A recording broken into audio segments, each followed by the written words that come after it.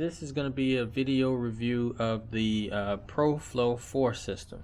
So I went fuel injection because I wanted to be able to log stuff and tune a little bit easier than, always having to do a screw a quarter turn or an eighth turn or a 16th of a turn, all that kind of stuff.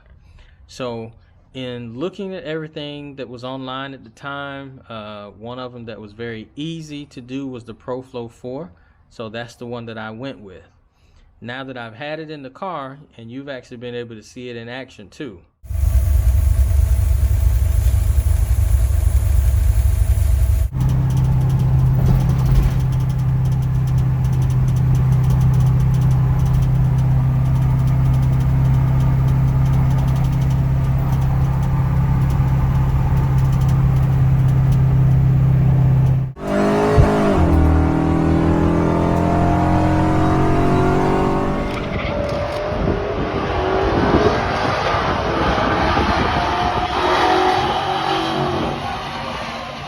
I've ran it.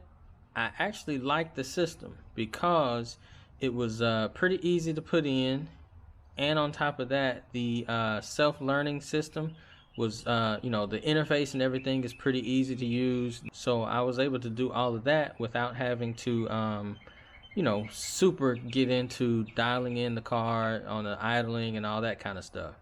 It gives you the basics on how to have your system working for you.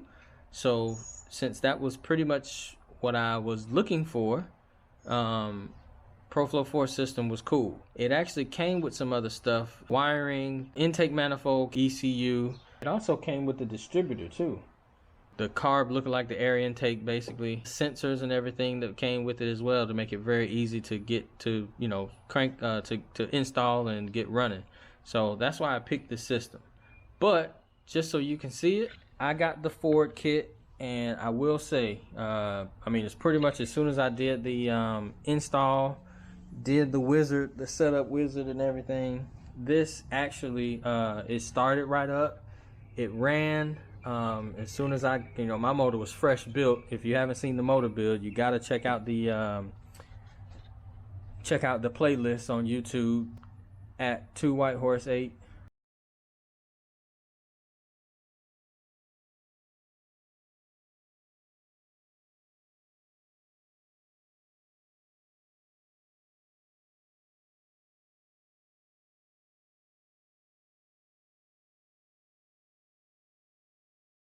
If you check out one of the videos, it runs. That first night that I got it started, I actually did not do a whole lot. I let it run. I kind of looked at the gauges system, the Pro-Flo 4 app that comes with it. I'll show you that as well. But I actually just kind of started it, let it run, see that it was working, put it back in the garage, and then came back at it the next day. So but first drive, went great. Didn't have any hiccups or anything like that.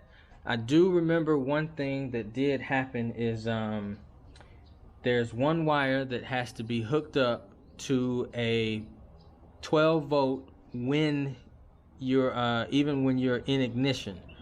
I had to find one of those. That was about the hardest thing on this whole thing, because at first I couldn't figure out what was going on, because of course I'm checking it before crank and after crank, and it's got 12 volts.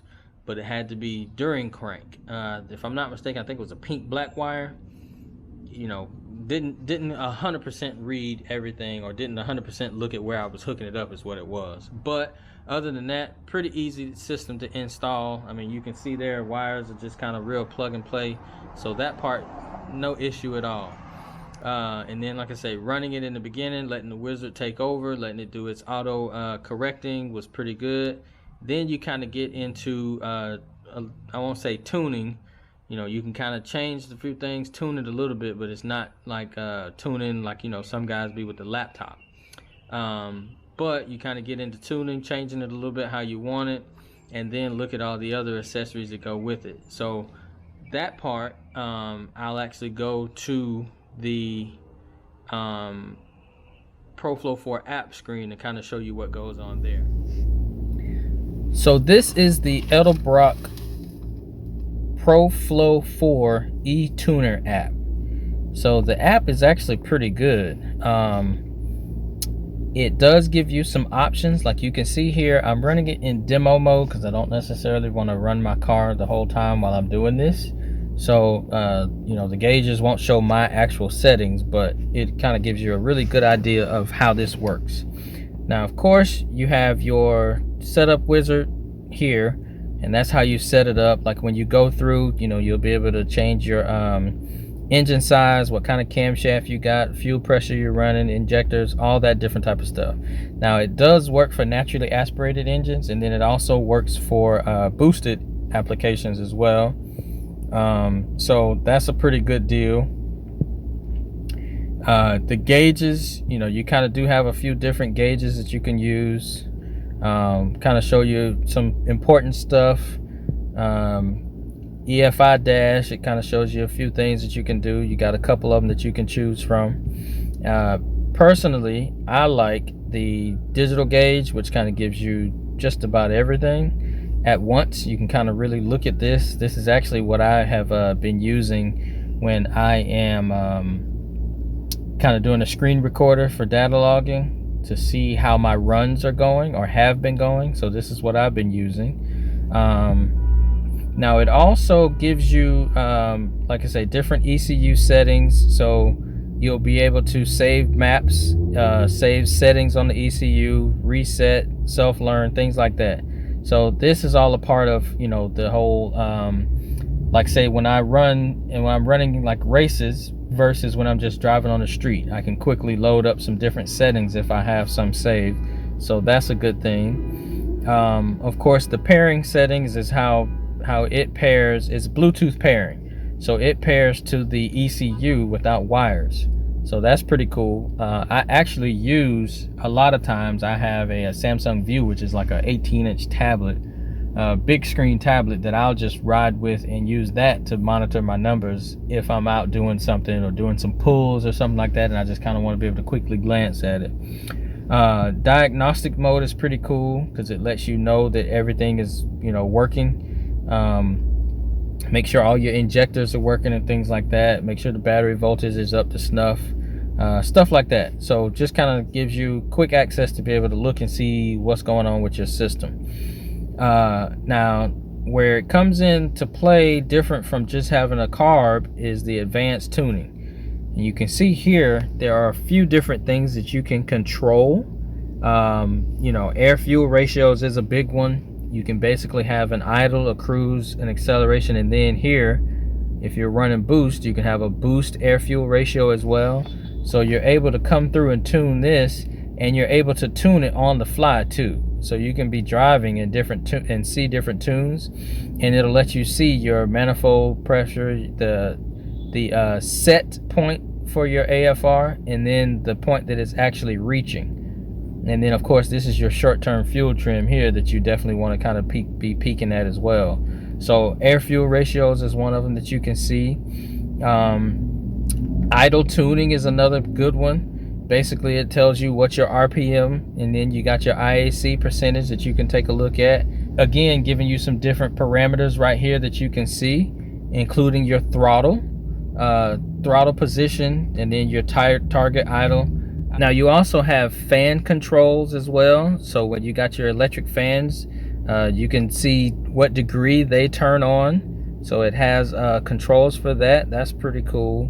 You got your timing as well. Now in this one, this is why you need that specific distributor. You end up setting your distributor at 12 degrees. You set that base timing, and then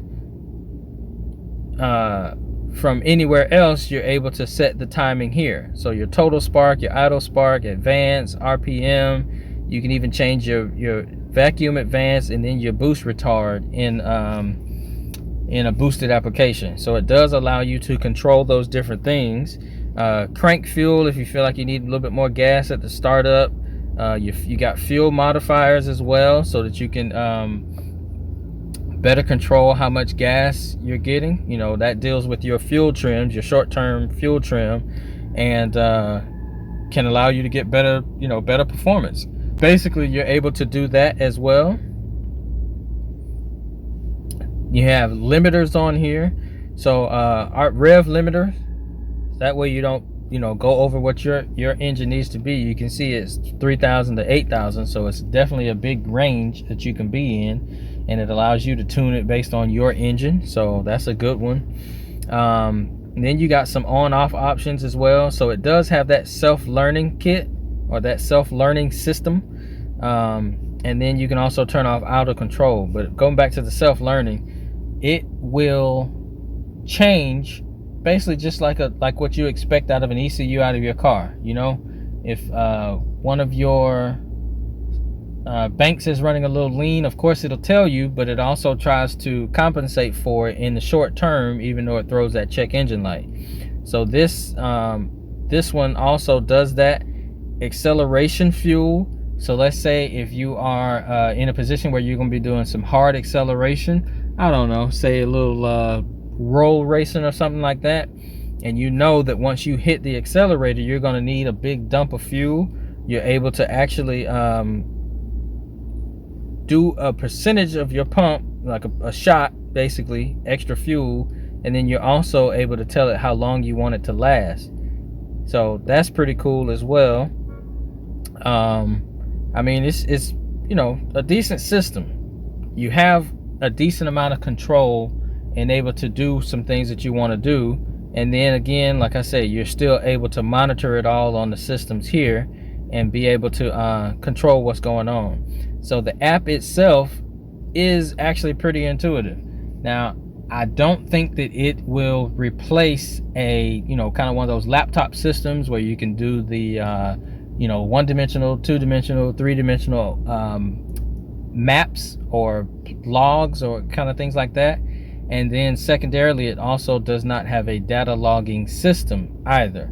So those are some of the things that this lacks. But as far as somebody that definitely just wants to be able to control a few things, you know, not kind of get out too hard and heavy on dialing in each cylinder and how much fuel is going into each cylinder, different things like that, this is actually a pretty good system and a pretty good app to go along with it. You'll know that your system is running right. You'll be able to see, because it does also come with a O2 sensor, so you'll be able to see using that O2 sensor information and engine information, throttle position sensors, all the sensors that come with it. You'll be able to see the information that this system is giving you with your gauges, and then you'll be able to make your changes from there. Now, I don't think you'll be able to, you know, pull a tenth of a second out of your quarter mile time, because you don't necessarily have the data loggers, or to see 100% where all of your power and how it's responding and all that kind of stuff. But like I say, for somebody that wants to upgrade their system, you know, if you've ever had an issue with a carburetor and you're not able to just crank all the time and go like most people in brand new cars, then this is definitely something that you want to consider, because it gives you that added ability to control a few things like your cold start, things like that. You know, you can control the crank fuel, cold start enrichment, idling, you know, change your spark control and all that kind of stuff without having to always pull out the screwdriver and, you know, turning stuff a 16th of a turn here and an 1/8 of a turn there, quarter turn here, and all that kind of stuff. So it makes it a little bit easier to tune it without necessarily having to have, you know, years of carburetor experience to get a little bit more out of your engine. At the same time, it's still very good if you want to, you know, kind of get your car fuel injected, get it running, maybe save a little bit on gas miles, and be able to change a little bit of tuning on the fly without having to pull out the flathead screwdriver and make sure that you're only turning it 1/16 of a turn as opposed to just hitting the button on the app. Overall, it's a pretty clean system. It looks good. Its parts fit just like they were supposed to. It doesn't take a whole lot of fabrication. It works with any type of fuel system as long as you give it enough fuel pressure. And this, like I say, the system looks good. Mine, some wires are left and right because I haven't taken the time to really clean it up yet. But overall, it works just like it's supposed to. Gives me a clean ride, and I definitely recommend it for anybody that's looking for something that's not too hard to work with.